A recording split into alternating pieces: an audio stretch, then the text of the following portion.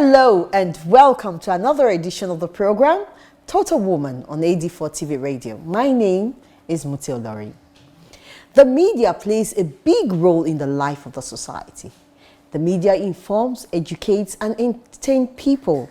The media also influences the way people look at the world and can make them change their views.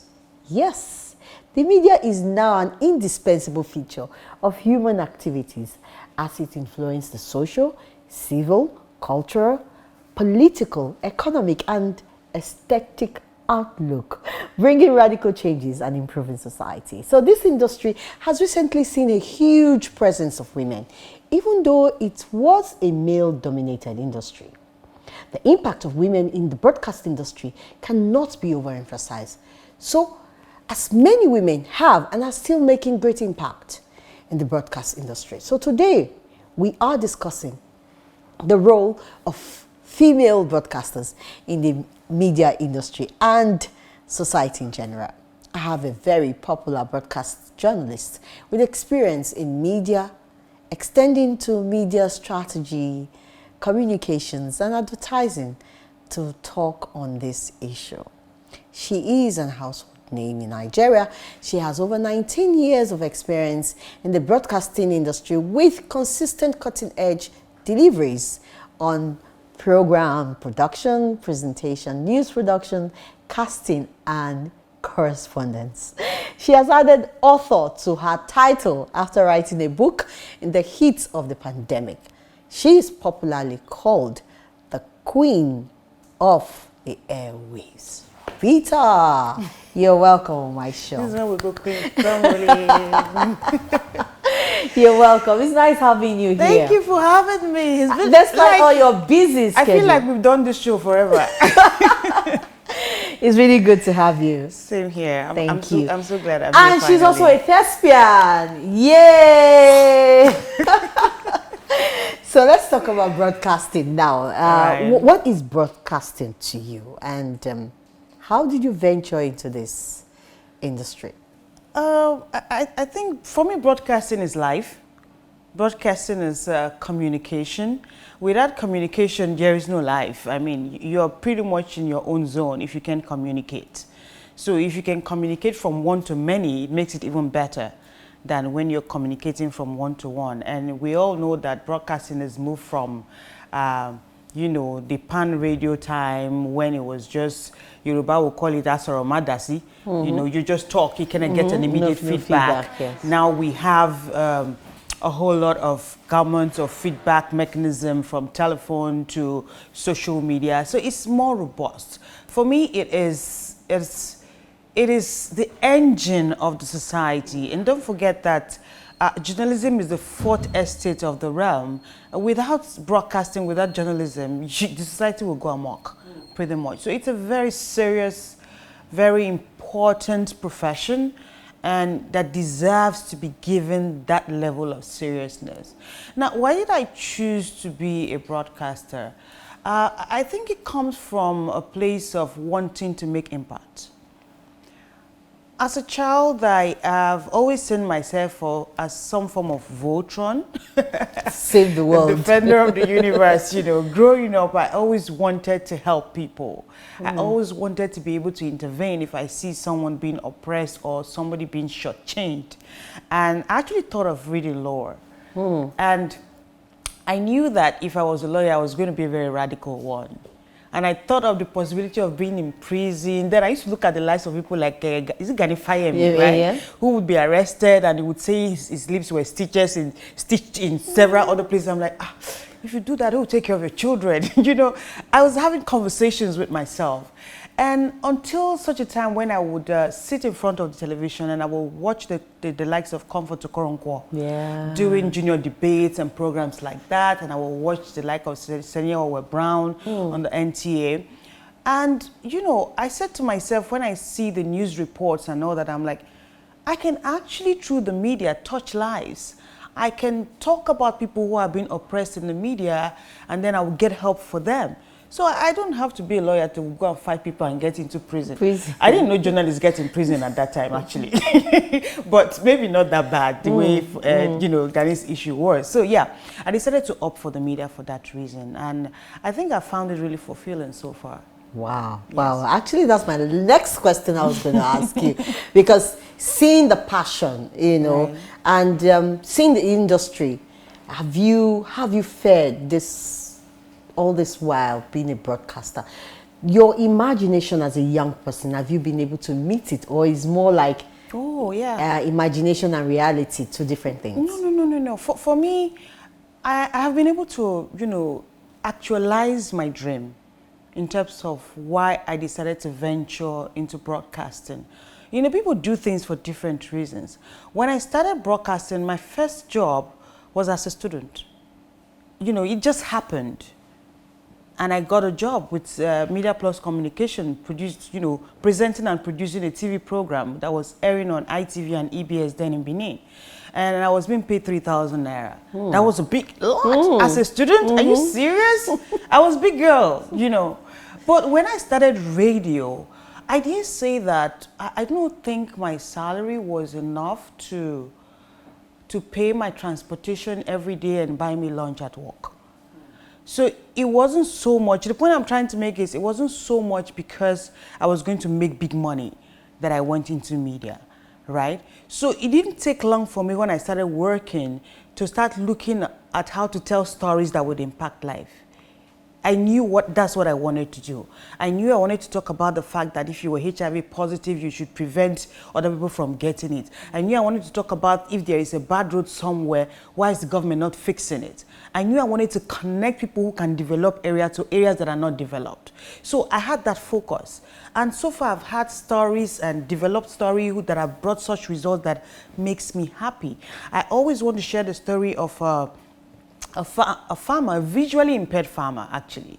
He's blind. And he called me on a show, Dateline Abuja, and said, we have a challenge. I'm a farmer. We don't have help from the government. And on this day, I was interviewing a government official.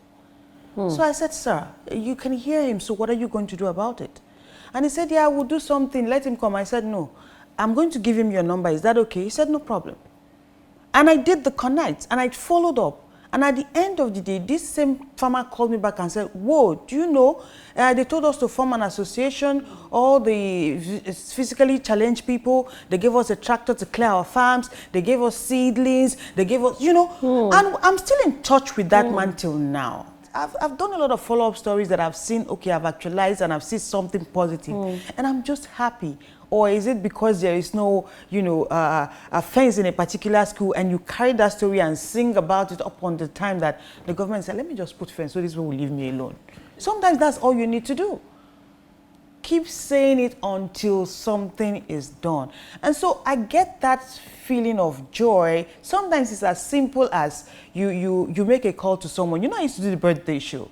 And somebody calls you and say, it's my wife's birthday, and honestly, we were quarreling all week. So I don't even know where to start from. I don't know what to do. I'm like, send me her number.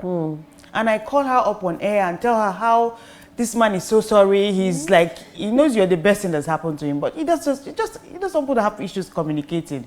And you call me back later and say, like, you are a miracle worker.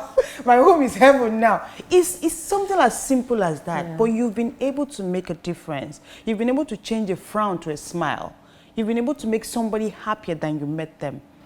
That's so what listening it is for to me. you is like, this is where I am born to be. Absolutely. And I'm living my life. It's my turf. No matter how sad or unhappy, no matter what could have happened before I stepped on this set, the minute I see the camera and I see the mark, I just light up. I could have malaria plus. And then I'm shivering. And then I get into the cold studio. And once that mic goes up, everything that is not right in my system will go off the window. Wow. Wow. And sometimes my husband will be like, I heard you on the radio. Don't tell me you're not feeling well. But it is what it is. Wow. It is what it is. Amazing. I think broadcasting is the only nicotine I know. Oh, if there's anything like that. Amazing. But listening to you, you do this, you do that, jack of all trades, master I did say of master of all. all. You know, but so let's look at it. Have you been able to manage these different parts of you? You know, because I went through your profile so that you were in advertising, you had been industry, you went into advertising, news reporting, production, presentation, so many things. And these are arms, you know, in the media that a lot of people just feel like, oh, I need to just dedicate myself to one. Have you been able to manage all this? And was it very challenging also? Or it came natural? I think that's it. It came natural. And don't forget, you said something when we started. I'm a thespian. And I haven't seen a true thespian who cannot carry a lot at the same time. Because you know what it is like in the theater. You're doing dancing, you're doing directing, you're doing costumes, you're doing makeup, you're doing engineering in terms of lighting and all that, you know. All at the same time. You have midnight rehearsals, you get back to your room 6 a.m., you have class at 8. And you have a whole story to cram. So we are actually wired to take a lot from that particular background, right? And two, I think because of my upbringing as well, I work in the private sector. And so it means the media house that I work for, Hot FM, we don't get funds from anywhere. It has to be self-sufficient. And so when someone establishes an organization, they put some money aside and you fund the organization for a while, advertising has to start coming in to get the business up and running at some point. So everybody got the challenge of, look, everyone, oh, you are a marketer in this place, you have to try and bring in something. And I went all in. I didn't know I was getting myself into trouble. Because, you know, when I started bringing in sales, they were like, that's a strong point you have. I said, it's not my strong point, though. I'm a broadcaster, but the results were saying differently, right? So I didn't have a choice then. It was not a point of, if you can't do this, then you won't get the mic either. So I had to carry them both. And because I'm used to doing so much simultaneously anyway, it wasn't much of a problem. So along the line, I started taking courses. I got professionally certified as an advertising practitioner. You know, you don't just get into something and make it look like a jungle justice. In any case, I also did advertising in school. Yes, because one of those courses. Exactly. You see? So I write ad copies. I can pick 2-3 copies you would have heard on my station and other places that I actually wrote the copies for. And for me, it comes like that.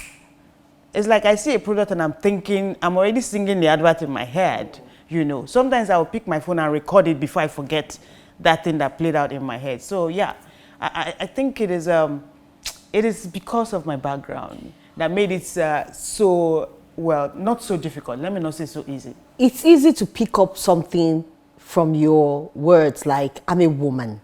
Exactly. Women multitask. Very we are proud wired to do so many things. But you also want to say this industry should have been an industry that will be predominantly dominated by women looking at our strength. But that is not the case. I'll take a short break. When I come back, we will talk about women in the media industry. Don't go anywhere.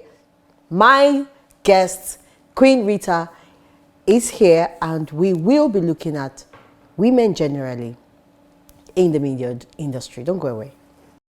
I am more than words you see. There is so much more to me. Oh, I can be all I ever dream of. Oh yeah, I am a total woman. I am a total woman. Oh, I am a total woman. Welcome back. It's still Total Woman on AD4 TV Radio, and my name is Muti Olori. Today we are talking about women in the media industry, and my guest, Queen Rita herself, has been sharing her experience with us, especially being in the industry of her dreams. And there are a lot of people who really have the same dreams like you, wanting to be in this space, but they are not here because it's been assumed as a male-dominated area. So, for women, what significant role do you think that we have played in this industry? I said we because we're in that same space. Exactly. So, what significant roles have we played in the mass media? Well, I think that we are gradually getting out of the era when you say media is male-dominated. It is still male-dominated, but not as it was in the past. It's changing gradually. Whether in terms of the faces you see on the screen, the voices you hear on radio, or the reporters you see in beats, or even ownership of the media. There's a gradual, you know, women are gradually coming in. Especially ownership, it is still really male-dominated because it's entrepreneurship and media is not cheap. It's not a cheap business, rather. It's not, you need a whole lot of money to start to become a mediapreneur, if you want to say it that way. Of course, depending on the kind of media, if you say traditional media outfit. But I do feel that the women who are already in the media and those that are coming in have a very important role to play. As I said, I was influenced by a woman to do what I'm doing now. And I met her for the first time 14th or 15th of December last year. Wow. Yes, that was the first time I met Comfort Okoronkwo at my book launch. I invited her, told her she's inspired me. She said, I will come. That's the first time I met her physically, right? So the point I'm trying to make is, if you're a woman and you want to be in the media, there's a lot that you can learn from those that are already there. And you don't have to hold their rappers and drag them. Just study them and you can learn from them. Now, as a woman who is in the media, you owe it a responsibility to those who want to get into media to be exceptional. Because let me use the phrase like I sound like a preacher in the beginning. They believe women aren't good enough. Women cannot cover certain beats. Oh, that's a serious beat. Put her in fashion or, you know, if it's a woman reporter, she needs to cover soft beats, if you know what I mean. It's the same reason why when you pull over in the traffic, they show you the fashion magazine and not the newspapers. Because there is this mindset that you're fragile, you cannot handle certain things, and we need not help project that image if we're already in the media. How do you do that? Show up. Give it 150%. If you have an assignment, nail it. How do you nail it? Do the work. It's not by making excuses. If you're already at a disadvantaged position as a woman in any profession for that matter, the only way you can tell people to keep quiet and know you are the boss, or keep quiet and know you are in charge, is know your job. It's not by saying it. If somebody tells you, you can't tell me what to do, and they know if you say step aside, I will do it, they won't say that to you next time. So as a woman who is in the media, you have to be super good. You have to keep reinventing yourself. You have to keep upgrading your knowledge base because things are changing. When I started radio, we learned with a console, and there's somebody who will be controlling one console. You know what I mean? Yes. But right now when I'm on air, you have to do I'm managing Facebook, live streaming, taking comments from Facebook, I'm managing WhatsApp, I'm managing the console. So I'm online and on air and everywhere at the same time and interviewing a guest. I have to coordinate all that. So how have we changed the face of broadcasting as a woman? Well, first of all, we have the power of attraction. And that's the reason why it's almost impossible, even back then, for you to see two male casters on air. Pretty much, you don't want to get a woman who would glamorize. But what women are saying now is we are beyond. We're more Glamour, than just yes. an item for glamour. We are brains. We are intelligent, and we bring something beyond our look to the table. And they are proving it. I work in a media organization that was founded by women. And it has grown to different, we have like 4 stations, and by God's grace, I pray for more. And she's the first, I think, woman media entrepreneur in radio, but there are more now. All right? So you have pacesetters and others need to come on board. So, and we also owe it a responsibility to also string young ladies along. You cannot go alone. What do they say? If you want to go fast, go alone. You go alone, but if you want to go far, go with others. So you need to support other women however you can in the industry. And by supporting women, I don't mean suck up rubbish. I don't mean take unnecessary excuses. I always say to ladies that I work with, I'm like, see, excuses are a dozen a dime. Anybody can say, I have a headache, I had to get to the hospital, oh, my baby is this, or my husband is that. Choose you these days. Whether you want to follow your passion or you want to No, sit I'm not at saying home, dump. I'm not or saying you I'm not want to saying create dump excuse, it. yes. I'm not saying dump it. But why do they say we're effective managers? Because we can manage our time. It's because we can plan. But we don't seem to bring in that advantage or that feature into our workplace. Well, we have to. And it's been proven that women are better managers. Now, look, sis, if you look at the media in Abuja right now, let's take radio where I am. I don't know how many stations you can count in Abuja, well over 20. Probably more than half of those were managed by women. Not necessarily owned, but managed. But by women. And why do you think they're there? Results. So would you say now, I know before it's predominantly male, even in management position, that's okay, let's put a male and make a woman deputy, or let's put the director as male, and then the others will be women, and then human resources will be, because there are many areas and units in the industry. Would you say there's a form of gender bias within the industry? Because I still see that women are limited in certain areas of this industry, from print to TV to radio. You know, the thing is, it really depends on whether you're in the public sector or the private sector, right? There might be some unwritten laws in some organizations that come to play, right? And I also feel that when you talk about the gender bias, it happens more in some departments than in others. Like in engineering, for instance, or the camera section. My guys are looking at me, right? You have female cameramen, but you rarely hear about them. It's just perceived to be a male thing, right? But you do have female cameramen. You want to talk about engineering in the media? It's male dominated. Where I see the breaking in happening already is the broadcast, as in journalism per se, if you know what I mean, right? But we can go beyond that. Like I said, what it takes to make it happen is results. What I believe is, if I, as a person, I'm speaking for myself, if I have the opportunity to employ and I have two equally qualified people, one is male, one is female, I'm taking the female. Why? Because she'll deliver better. Wow. She wants to prove a point. Are you not being biased now? No. It's about equity. It is not equality thing anymore. You know, the women have received the short end of the rope for a very long time.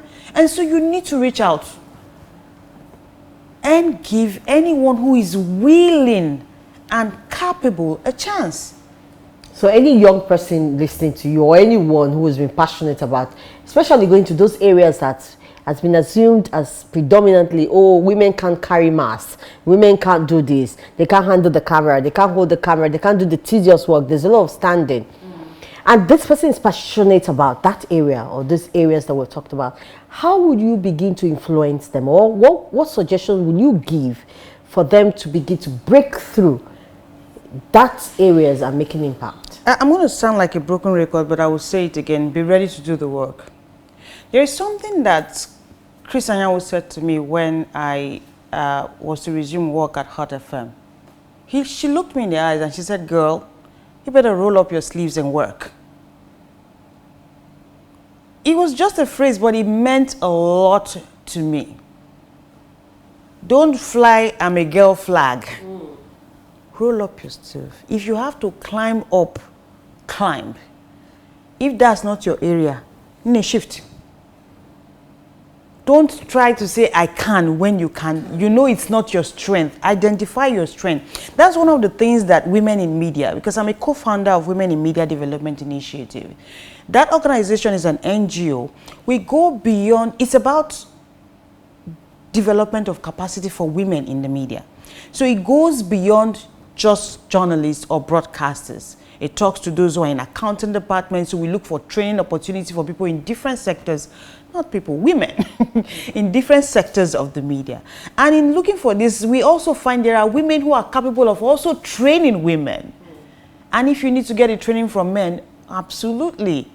The important thing is get the knowledge that you need. Don't sit comfortably as a madam. And a people are ready. A small girl will come with the knowledge that is needed to give results. And you'll be holding madam title. they will pull the rug off your feet. You will so for your kata. I'm talking about titles. Thank you. You just added one to your many titles. Author. So tell me about that. Oh, my book. Here, it's right here. Queen Rita from the Rough Edges. It's a memoir. A lot of people have asked me, you're just over 40. Why are you writing a memoir?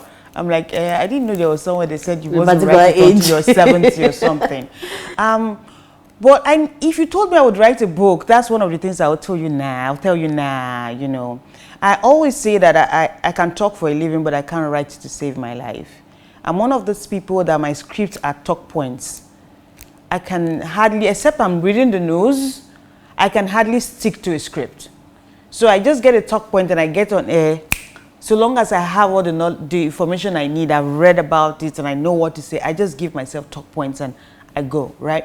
So I'm not exactly a very smart writer, as in I can procrastinate when it comes to writing.